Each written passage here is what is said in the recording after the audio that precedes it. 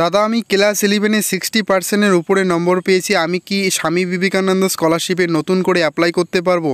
এবং অনেকের একটা প্রশ্ন যে দাদা আমি ফার্স্ট ইয়ারে 60% নম্বর পেয়ে বর্তমানে সেকেন্ড ইয়ারে পড়ছি, তাহলে আমি কি স্বামী বিবেকানন্দ স্কলারশিপে আবেদন করতে পারবো?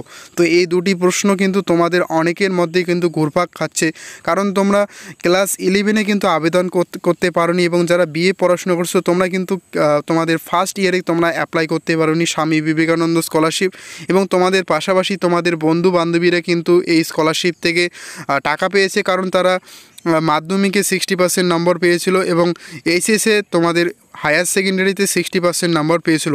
আর এখন তোমাদের 60% নম্বরের উপরে রয়েছে, এমনকি তোমাদের 80% এবং 75% এইরকম নম্বর রয়েছে। তোমাদের অনেকের প্রশ্ন তোমরা অ্যাপ্লাই করতে পারবে কিনা। তো আজকের এই টপিকে কিন্তু আজকের এই ভিডিওতে জানাবো যে কি আপডেট রয়েছে, তোমাদের কি বিষয় রয়েছে, তোমরা কিভাবে অ্যাপ্লাই করতে পারবে কিনা, বা তোমাদের অ্যাপ্লাইয়ের এলিজিবিলিটি ক্রাইটেরিয়া কি রয়েছে। তো সমস্ত বিষয়টাই কিন্তু আজকের এই ভিডিওতে তুলে ধরছি। তো কাজেই ভিডিওটাকে স্কিপ না করে সম্পূর্ণ দেখবে, এবং ভিডিওটি আপডেটটি ভালো লেগে থাকলে অবশ্যই লাইক করে দেবে, এবং চ্যানেলে নতুন দর্শক হয়ে থাকলে চ্যানেলটিকে সাবস্ক্রাইব করে রাখবে।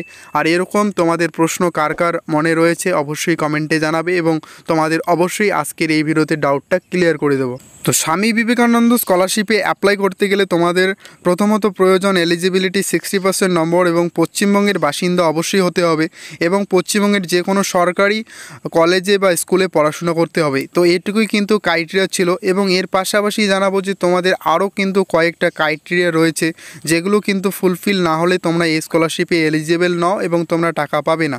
তো তোমাদের যে প্রশ্নটা, তোমরা ক্লাস 10-এ তোমাদের 60% নম্বর নেই, সেই জন্য কিন্তু ক্লাস 11-এ অ্যাপ্লাই করতে পারোনি, এবং যারা বিএ পড়াশোনা করছিলে ফার্স্ট ইয়ারে, অর্থাৎ তোমাদের উচ্চ মাধ্যমিকে কিন্তু 60% ছিল না বলে তোমরা বিএ ফার্স্ট ইয়ারে করতে পারোনি, এবং তোমাদের বিএ ফার্স্ট সেমিস্টার এবং সেকেন্ড সেমিস্টার মিলে কিন্তু এখন সেকেন্ড ইয়ারে উঠছো, এবং সেখানে কিন্তু তোমাদের ফার্স্ট ইয়ারের মার্কশিটে কিন্তু তোমাদের প্রায় 75% এবং 85% নম্বর রয়েছে, এবং তোমাদের অনেকের যারা স্কুলে পড়াশোনা করছো তোমাদের ক্লাস 11-এ 60%-এর উপরে, অর্থাৎ তোমরা বর্তমানে এখন 80% নম্বর পেয়েছো।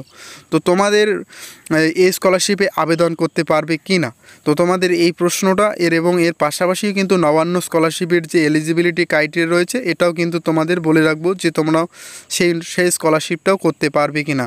তো এখানে বলে রাখি যে স্বামী বিবেকানন্দ স্কলারশিপে আবেদন করতে গেলে কিন্তু তোমাদের প্রথমত বোর্ডের মার্কশিটেই কিন্তু তোমাদের এলিজিবিলিটি ক্রাইটেরিয়া রয়েছে, অর্থাৎ এলিজিবল হতে হবে। অর্থাৎ তোমাদের কিন্তু মাধ্যমিক পাশ করার পর কিন্তু পরের যে কোর্সটা রয়েছে, অর্থাৎ ক্লাস 11 এবং 12, এটা কিন্তু একটাই তোমাদের 2 বছরের একটা কোর্স, অর্থাৎ তোমরা কিন্তু তখন West Bengal Council of Higher Secondary এডুকেশনের আন্ডারে পড়ছো। তো সুতরাং 2 বছরের কিন্তু একটা কোর্স, যেখানে কিন্তু তোমরা ক্লাস 11-এ আবেদন না করলে তোমরা ক্লাস 12-এ গিয়ে আবেদন করতে পারবে না।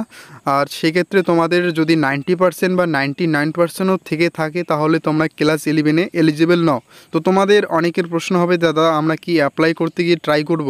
তো তোমাদের অবশ্যই জানাবো, এখন তো আর স্বামী বিবেকানন্দ স্কলারশিপের 24-25 সেশন চালু হয়নি। তো তোমরা পোর্টালে গিয়ে দেখবে তোমাদের কিন্তু এলিজিবিলিটি দেখাবে না, কারণ তোমাদের মাধ্যমিকের নম্বরটা অবশ্যই দেখা হয় যদি ক্লাস 12-এ তোমরা অ্যাপ্লাই করতে চাও।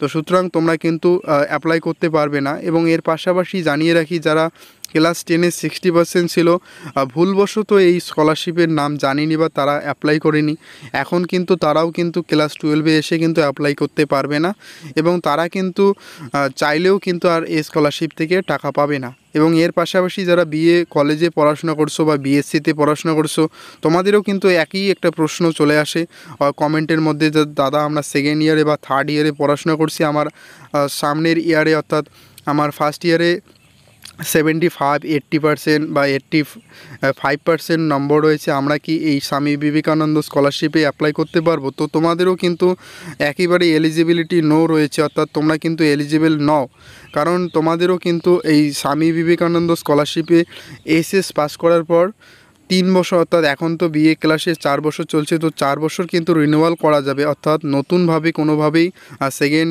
বা থার্ড ইয়ার বা ফোর্থ ইয়ারে অ্যাপ্লাই করা যাবে না। ক্লাস 11 যদি তোমরা অ্যাপ্লাই করে নতুন করে অ্যাপ্লাই করে না থাকো, তা ক্লাস 12 কিন্তু তোমরা আর অ্যাপ্লাই করতে পারবে না। তো সুতরাং এইটুকুই কিন্তু আপডেট এবং এলিজিবিলিটি ক্রাইটেরিয়া রয়েছে।